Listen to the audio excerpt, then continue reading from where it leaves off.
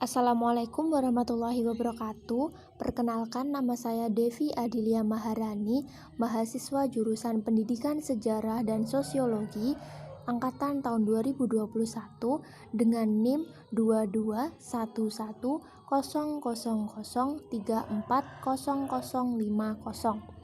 Pada kesempatan kali ini, saya akan membahas mengenai resum materi 1 sampai materi 4 mata kuliah Bahasa Indonesia sebagai tugas ujian tengah semester. Materi pertama mengenai komunikasi. Nah, di sini saya akan membahas beberapa hal mengenai komunikasi sendiri, yaitu mengenai apa sih komunikasi itu dan apa macam-macam dari komunikasi itu sendiri. Yang pertama, pengertian komunikasi. Komunikasi sendiri mempunyai pengertian bahwa komunikasi itu adalah penyampaian dan penerimaan pesan atau informasi di antara dua orang atau lebih dengan menggunakan simbol verbal berupa bahasa dan simbol nonverbal. Nah, jadi syaratnya dalam komunikasi itu harus melibatkan dua orang atau lebih. Kalau kita berbicara sendiri atau tidak melibatkan seseorang, itu bukan disebut komunikasi atau belum bisa disebut komunikasi, karena apabila kita berbicara sendiri itu merupakan monolog. Selanjutnya, untuk pembagian komunikasi sendiri itu dibagi menjadi dua, yaitu komunikasi lisan dan komunikasi tulisan. Lalu apa sih bedanya antara komunikasi lisan dan tulisan? Komunikasi lisan adalah komunikasi dengan mengucapkan kata-kata secara lisan dan langsung kepada lawan bicaranya. Komunikasi lisan biasanya dapat dilakukan pada kondisi para personal ataupun individu berhadapan langsung. Nah, dalam komunikasi lisan ini dapat diambil contoh, misalkan dosen memberikan materi kepada mahasiswa. Mahasiswa tersebut terdiri dari lebih dari 10 orang. Nah, ketika dosen tersebut menyampaikan materi dan ada respon dari mahasiswa, entah itu mahasiswa bertanya, menanggapi, atau sejenisnya, itu merupakan sebuah komunikasi, yaitu komunikasi lisan. Yang kedua, itu komunikasi tulisan. Komunikasi tulisan adalah komunikasi yang dilakukan melalui sebuah tulisan dalam kegiatan surat menyurat yang melalui pos, telegram, telehaf, fax, email, dan sebagainya. Nah, untuk contoh komunikasi tulisan sendiri sudah kita terapkan dalam kehidupan sehari-hari, contohnya dalam bersosial media, mengirim pesan kepada kerabat, terus Instagraman, DM-an, chattingan, begitu. Selanjutnya, materi kedua mengenai ejaan yang disempurnakan atau EYD dan kaidah berbahasa. Nah, ejaan sendiri mempunyai pengertian bahwa ejaan adalah seperangkat aturan tentang cara menuliskan bahasa dengan menggunakan huruf, kata, dan tanda baca sebagai sarannya. Ejaan yang berlaku sekarang dinamakan ejaan yang disempurnakan atau EYD. EYD sendiri mempunyai beberapa ruang lingkup, yaitu ruang lingkup pemakaian huruf. Nah, dalam ruang lingkup ini membicarakan masalah yang sangat mendasar dari suatu bahasa itu sendiri, meliputi abjad, nama diri, pemenggal, konsonan, dan vokal. Yang kedua ada ruang lingkup penulisan huruf. Dan yang ketiga ada ruang lingkup penulisan kata. Penulisan kata sendiri terbagi menjadi beberapa bagian, yaitu kata dasar, kata depan, kata sandang, kata turunan, kata ganti, partikel, kata ulang, gabungan kata, angka dan bilangan, dan singkatan atau akronim. Selanjutnya terdapat ruang lingkup penerapan unsur serapan, penulisan unsur serapan.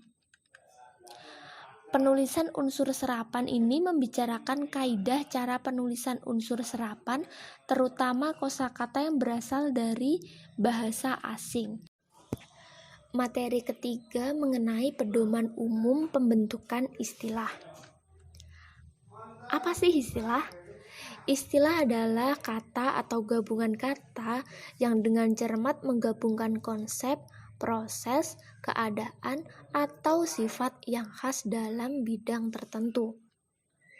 Istilah sendiri mempunyai sumber-sumber.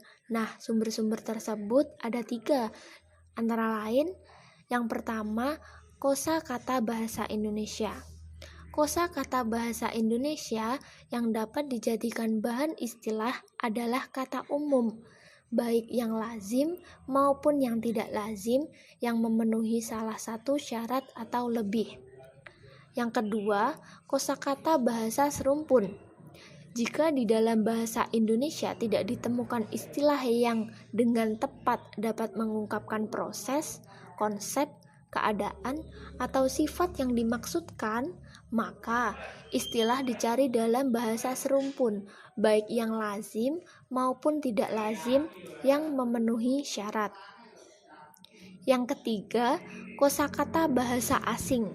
Jika baik dalam bahasa Indonesia maupun bahasa serumpun tidak ditemukan istilah yang tepat, maka bahasa asing dapat dijadikan sumber peristilahan Indonesia.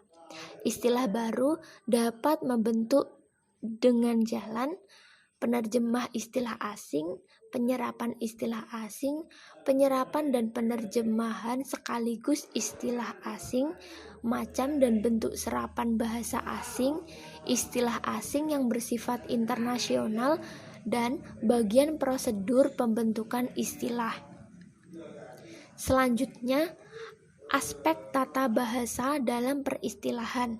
Jadi, dalam menggunakan istilah, kita tidak boleh semena-mena. Maksudnya ada beberapa aturan, ada beberapa proses yang harus kita gunakan. Nah, aspek-aspek tersebut meliputi penggunaan kata dasar, proses pengimbuan, proses pengulangan, dan proses penggabungan.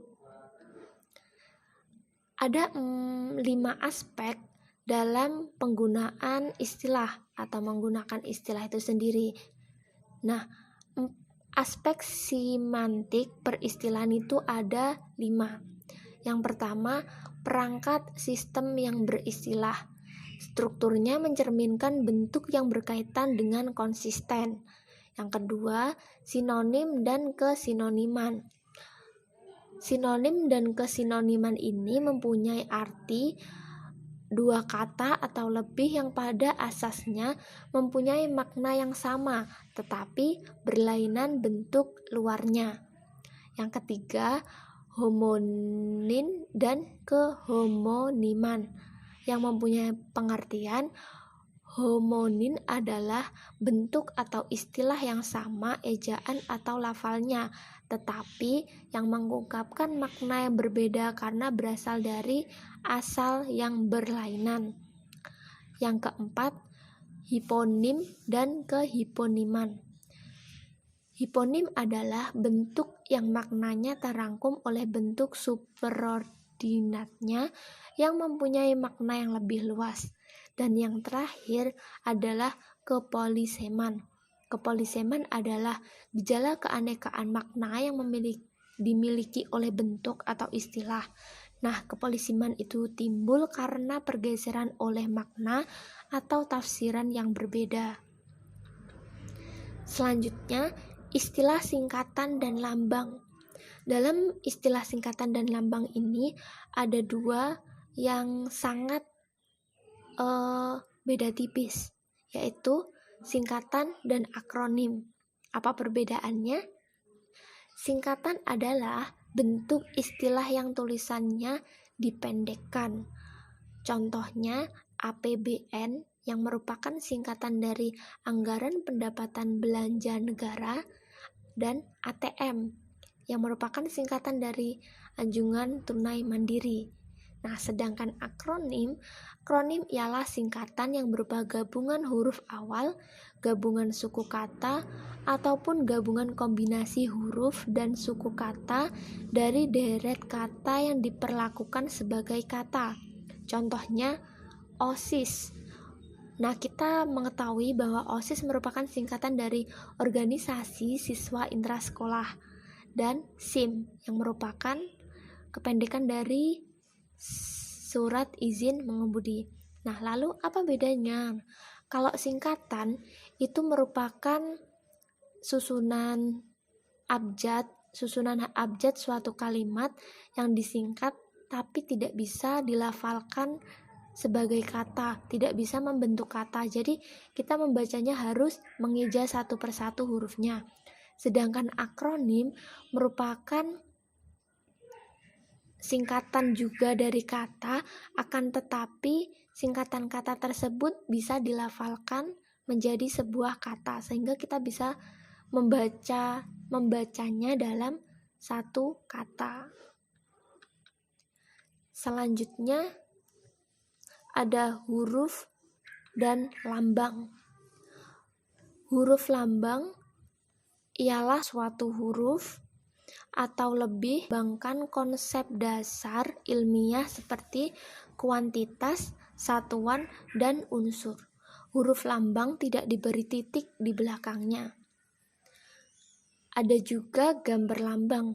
Gambar lambang adalah gambar atau tanda lain yang dilambangkan konsep ilmiah menurut konvensi bidang ilmu yang bersangkutan. Yang terakhir dari materi ketiga adalah ejaan dalam peristilahan. Ada dua ejaan di sini. Yang pertama ejaan feminik dan ejaan etimologi. Ejaan feminik artinya hanya satuan bunyi yang berfungsi dalam bahasa Indonesia yang dilambangkan dengan huruf. Sedangkan ejaan etimologi adalah kata yang menekan segi historisnya dengan mempertahankan unsur yang tidak direalisasikan secara fonetis. Materi yang terakhir yaitu materi keempat mengenai pemilihan kata atau diksi. Pengertian diksi. Diksi adalah pilihan kata. Maksudnya, kita memilih kata yang tepat untuk menyatakan ide atau gagasan. Pilihan kata merupakan unsur yang sangat penting karena bahasa terjadi dari kata-kata. Kata-kata ini membentuk kelompok kata, kalimat, ataupun wacana berdasarkan kaidah bahasa yang bersangkutan. Dalam pemilihan diksi, ada beberapa hal yang perlu diperhatikan supaya diksi yang kita pakai itu benar-benar sesuai. Ada 3 hal. Yang pertama, kemahiran memilih kata hanya dimungkinkan bila seseorang menguasai kosakata yang cukup luas. Yang kedua, diksi mengandung upaya atau kemampuan membedakan secara tepat kata-kata yang dimiliki nuansa makna serumpun. Dan yang ketiga, diksi menyangkut kemampuan untuk memilih kata-kata yang tepat dan cocok untuk situasi tertentu.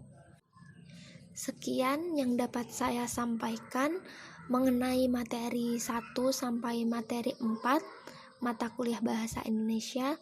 Ada kurang lebihnya saya mohon maaf. Sekian, wassalamualaikum warahmatullahi wabarakatuh.